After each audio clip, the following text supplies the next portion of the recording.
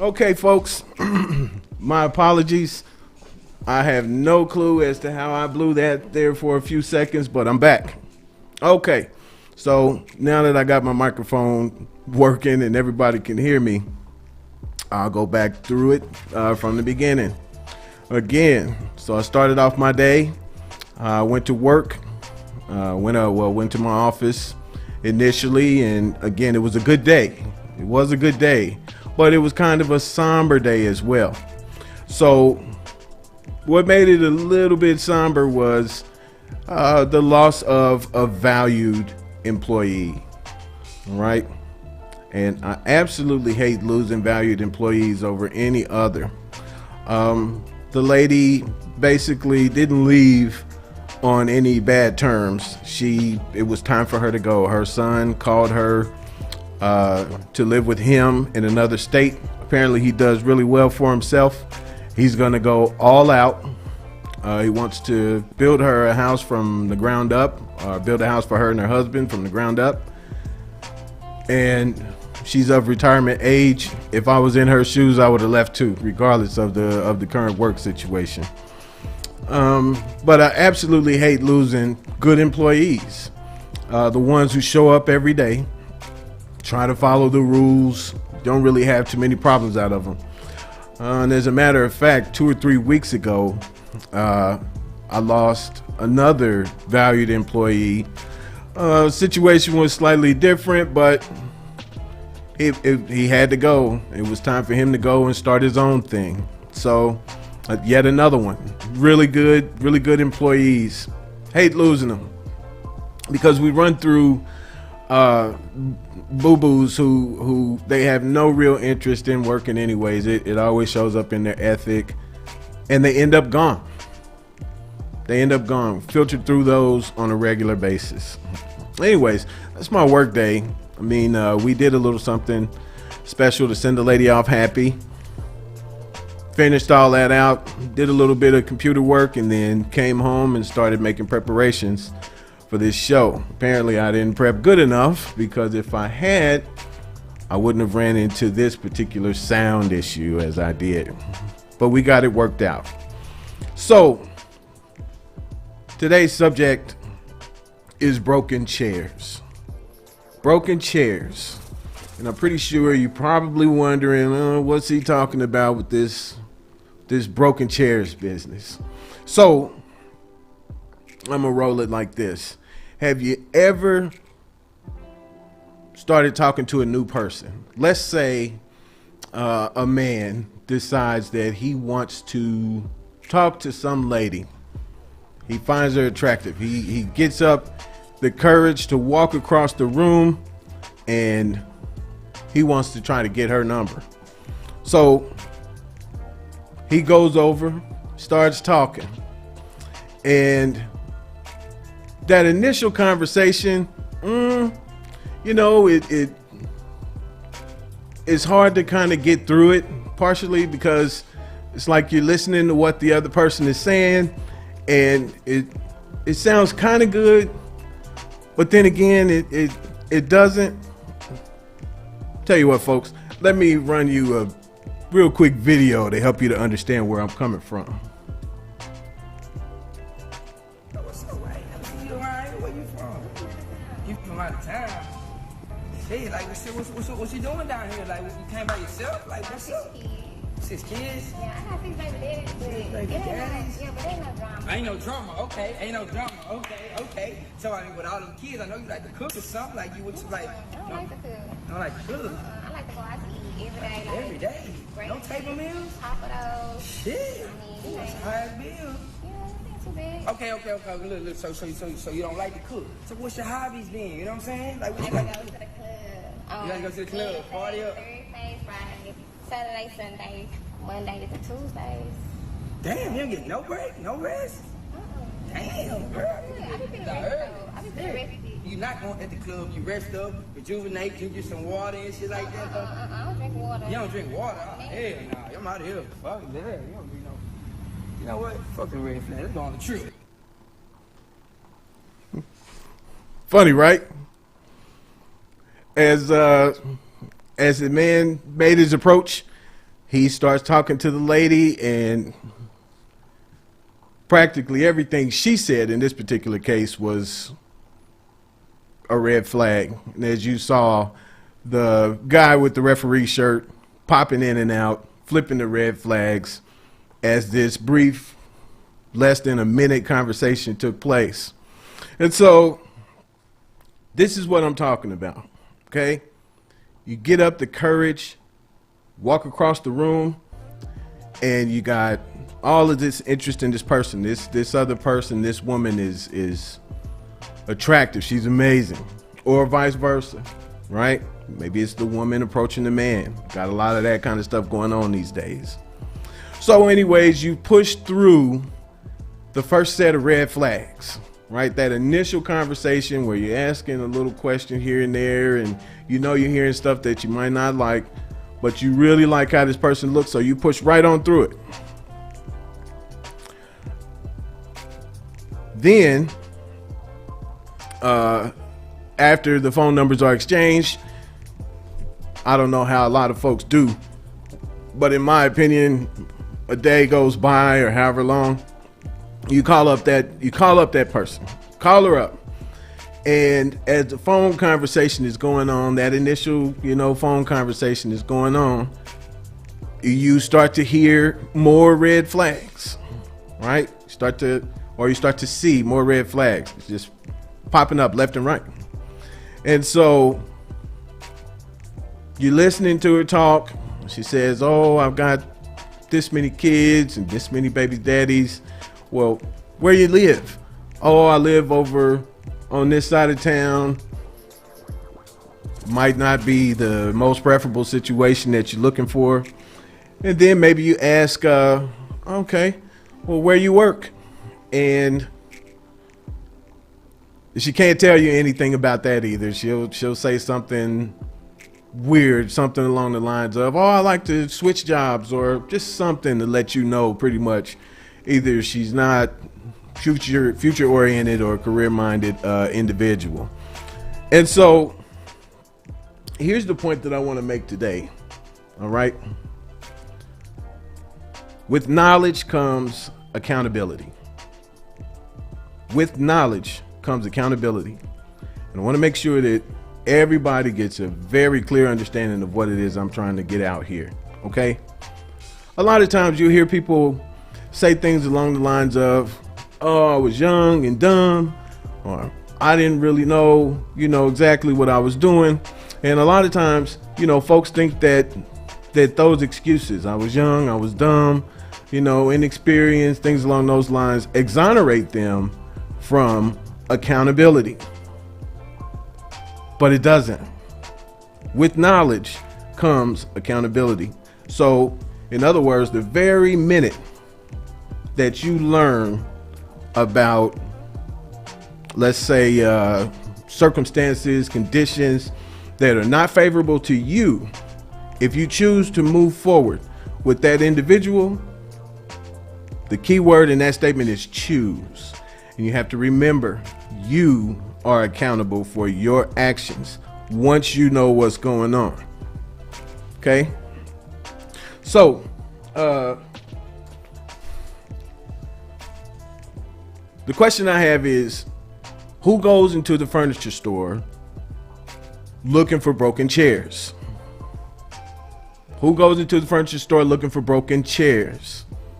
Well, the thrifty people will go into a furniture store like, say, the thrift store or, the refurbished store, the recovery stores. The thrifty will go into that type of a store and looking for a broken chair. Cheap people, right? Folks who ain't interested in spending a whole lot of money on nothing.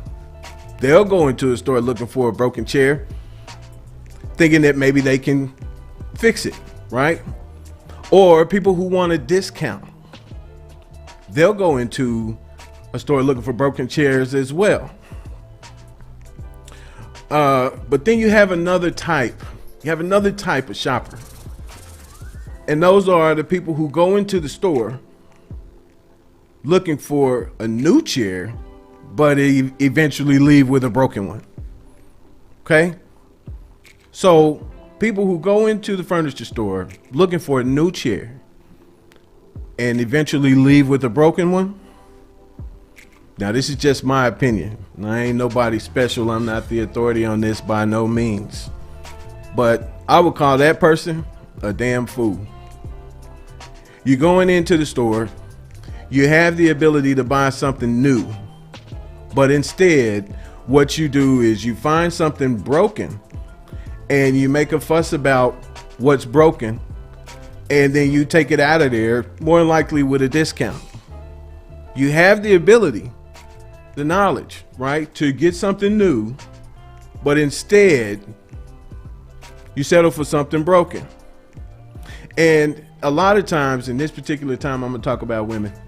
A lot of times with women, what they do is they look at a man and they listen and they see all of these red flags. They see that the chair has only 2 legs. And instead of leaving it alone, what they do is they say, I can fix it. I can fix it. So, getting back to people instead of chairs, right? So, you go into this relationship with this man, completely overlooking all of the red flags, right? Every single sign that was given to you from the time you met up until, the time you all go out on that first date. You've overlooked everything that you didn't like because I can fix him, right?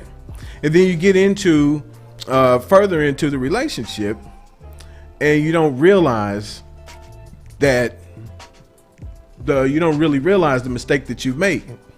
See, a lot of times what people tend to do, we know exactly what it is we're up against. And we'll try to act like we don't know what it is we're up against, but we know.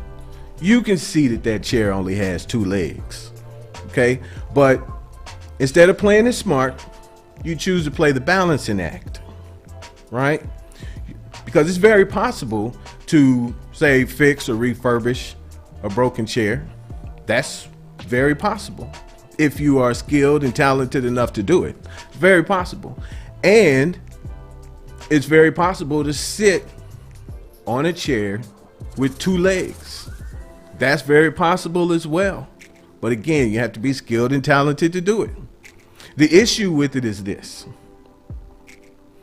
Sitting on a chair with 2 legs, you decide from the gates, that's from the very beginning, you decide that you're going to commit to a balancing act. Now, getting back to people, okay? When you get into this relationship with this person and you know all of those red flags and you decide to commit to this balancing act, you decide, well, I'm just going to push past it. You don't get to blame anybody else but yourself for the outcome. Okay? You don't get to blame anybody else but yourself for that outcome. So you get into the situation with the man and the man tells you, hey, I got 3 babies. I got 3 baby mamas and five kids, right? And you decide to roll forward with that. And then later you start finding out that, there's a certain list of issues that come along with men who have 5 kids and 3 baby mamas. Well, you start running into child support issues and you wonder why the man is incapable of taking you to dinner. Why he has no real interest in you. Let's say that maybe you, the woman, maybe you're interested in having more kids. And then you find out, well, he's not going to be able to do that. Or let's look at another red flag. You notice that he doesn't have a car. And this is a typical thing. There's nothing that's, so wrong with not having a car, but you notice that he doesn't have a car. Then you run into another issue. It's like, well, how are we supposed to get to the date? Now you, the woman, are responsible for the transportation unless y'all gonna ride the bus together or something along those lines. But you knew it. You heard it. He told you this from the beginning and you still chose to rock with the program. And at the end of the day, right, what do most people tend to do? Completely rule out all personal accountability. On average, people have no interest, that is zero interest, in holding themselves accountable for their own decisions, for their own actions. You see, and this is problematic. I can only speak for the black community, right? I can only speak for the black community. This is problematic in the black community because if we even take it outside of, say, lovers type relationships, there's so many different things that I could touch on right now, which maybe I'll do that later in another video, but I'm gonna give a couple of examples. So again, I'm a business owner. So let's just take this situation. The person decides to get up in the morning and, you know, their alarm clock goes off at, say, 6:30. They're scheduled to be at work at 8 o'clock. And this person is friends with their boss, kind of. You know, they're friends with their boss. This person knows that he's scheduled to be at work at 8 o'clock. And so the alarm is going off. And what he does is he hits the snooze button 15 times. Just snooze, snooze, snooze. The alarm just keeps going off. And this guy refuses to get up and refuses to move. Finally, at the last minute, say if he's supposed to be there at 8 o'clock and it takes him 30 minutes to get to work, finally at 7:30 he gets up and he decides, okay, let me hurry up and get myself ready to go. I'm gonna go to work. Okay. The reason that he's hitting the snooze button so much is because he stayed up doing his thing the night before. He gets to work late. And that boss, who's supposed to be his friend, fires him because he's late. More than likely somebody with these bad habits, it's not like he was late just once. He's probably been late over and over, right? Probably dealt with other issues like sleeping on the job. He's dealt with some issues, but this time the boss is fed up and he fires this person. Guess who's gonna get blamed? The boss. The boss gets blamed. Most people hate accountability so much because there's so much truth and honesty. Just like you absolutely have to be honest with yourself in order to be capable of holding yourself accountable. But most people, they hate honesty and they hate personal accountability so much that they would much rather bury you and damage you than to just be honest with themselves and admit to the fact that they are the responsible party. That person chose to party all night long, stay up drinking, smoking, whatever it is they do. That person decided that getting up early in the morning for work wasn't all that important. That person decided that, okay, I'm gonna hit the snooze button 15 times. That person decided that I'm gonna go ahead and go to work late. Even though I'm up now at 7:30, I'm gonna go to work late anyways. When he gets fired, he looks at the person who does the firing instead of looking at himself. Now, I hope, honestly, that I'm striking a nerve for somebody. Too many of us love to blame the next person for our actions. We love to blame the next person for our actions. And that's what brought me to this subject today, this whole broken chairs thing. You know, if you're in any situation, if you're getting involved into a situation and you're looking for the best outcome, the best possible outcome, which, by the way, the best possible outcome is always going to be based on you, on your means, on your abilities, right? But if you go into a situation and you're looking for the best possible outcome, don't be a damn fool, okay? Don't be a damn fool and settle for a broken situation, because I promise you, if the person or the situation is broken in the beginning, as time moves on, that it will not change. That fact will stay the same. All right. And when it comes to dealing with people, I think it's important that everybody gets this particular message. Okay. When it comes to dealing with people, you cannot fix another person. Even though I'm using the broken chairs analogy, I need everybody to remember, you cannot fix another person. Each individual is responsible for fixing themselves. A lot of us tend to need therapy, and none of us, well, I won't say none of us, but the majority of us don't go for it. Only you can fix you. Only that person can fix them, right? So when you hear these red flags, or when you see the red flags and you know that what the person is saying to you ain't quite gonna work out for you, don't get it fixed in your head that you can fix that other individual. Don't do that. It's the biggest mistake that the majority of us make. Because here's what happens, right? You get off into the situation, you get into the relationship with the other person, and you're convinced. Here's what you do. You convince yourself that you can fix this other person. And you create an unrealistic expectation.